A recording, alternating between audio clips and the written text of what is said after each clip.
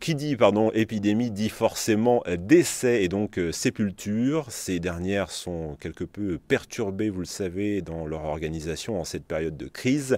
Nous sommes allés à la rencontre du père Mathieu qui officie dans les paroisses Choltaises depuis plus d'1 an. Il évoque notamment les contraintes du nombre durant la cérémonie. On s'est beaucoup tourné vers moi pour savoir quelle attitude tenir. Est-ce que les messes allaient être déjà arrêtées ou pas le 15 février, le 15 mars? Et est-ce que on allait pouvoir, au départ, on avait l'idée de multiplier les messes pour faire en sorte que on tienne la jauge de 100 personnes dans l'église.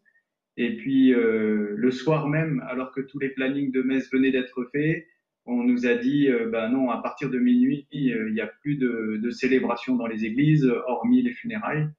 Donc j'ai dû beaucoup m'adapter. Il y a pas mal de ressources pour qu'on puisse, nous, essayer d'aller vers les autres et continuer à rendre notre service à la fois spirituel et humain, d'animer des prières là sur Internet. On le fait 3 fois par jour depuis 1 semaine.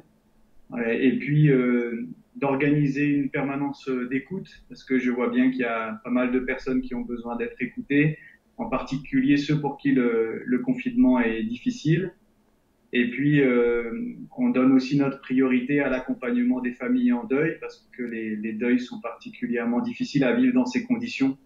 Moi, j'ai eu l'occasion de, de, de conduire la prière de funérailles à la fois directement au cimetière ou alors dans les locaux des pompes funèbres ou alors de faire des célébrations dans l'église Notre-Dame avec peu de personnes alors que c'était des familles nombreuses qui auraient aimé se retrouver pour cette célébration et puis aussi après la célébration alors que là le confinement fait que c'est pas possible.